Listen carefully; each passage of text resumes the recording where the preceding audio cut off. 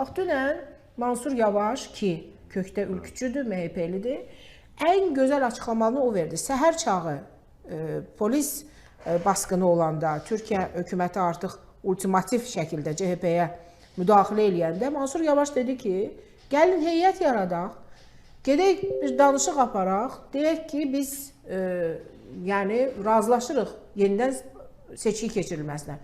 Özgür Özel demir, mən doğru seçilmişəm. Onda niyə narahatdır ki?